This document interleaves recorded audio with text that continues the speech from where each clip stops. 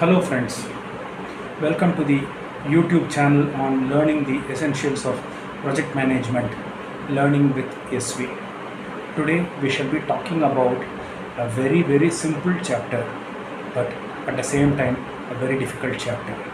In any cases, this topic is about communication. In other words, project communication.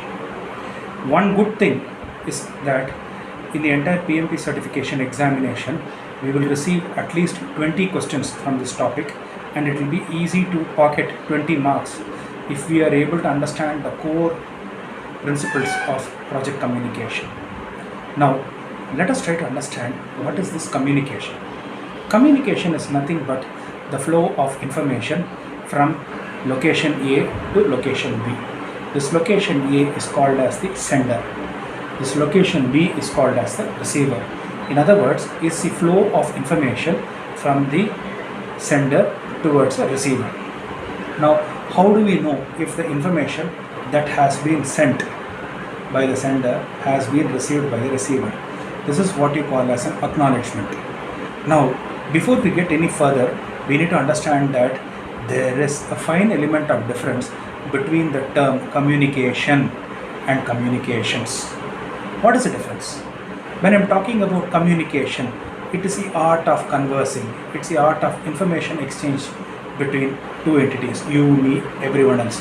However, the extension of the word communication is the word communications, which is nothing but this video extract, video archive, email printouts, any hard copy of evidence which is left as printed black, white and blue is what you call as communications. Per the definition of PMI, email is not a formal means of communication. Email is an informal means of communication.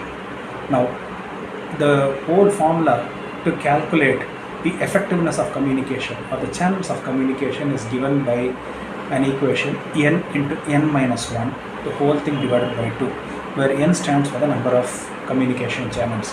Let us say there are two people talking. So it becomes 2 into 2 minus 1, which is 1 divided by 2, which is 1. Now let us say if it is 3 people, the number of communication channels is 3 into 2 divided by 2, which is 3. So more the communication channels implies more confusion, which is typically the reason why adaptive projects have clear focus on communication right from the business incumbent or from the business representative to avoid confusion and to enhance the communication message. Now, what are the steps? First thing is to plan the communication. What kind of communication messages are we to send out? Are we to have a video conference? Are we to send out an email? Are we to send out a fax? And next, manage the communications. Now, how are we going to manage the communication? Having too many communication channels is only going to disrupt the entire system. Let us ensure that there is going to be one person who is going to send out a communication, and that's how we manage the communication. Control the communication. Ensure that information is provided only on a need to know basis. You plan the communication, you manage the communication, you control and monitor the communications. This is to ensure that the project is successful in course of execution. So the whole idea is pretty simple. Communication is a pretty easy topic to understand from the perspective of project management. However, it still happens to be and will still continue to be the most difficult topic to reckon with, because we are all humans, and when we interact we have the emotional coefficient, and then more than the told language, the untold language, which is the body language, that gives visible cues on what I am thinking, what you are thinking, and how are we going to collaborate towards the better culture of success in project management. So I really take this opportunity to wish each and every one of you a happy festive season. Stay home, stay safe, and have a great day ahead. All the best.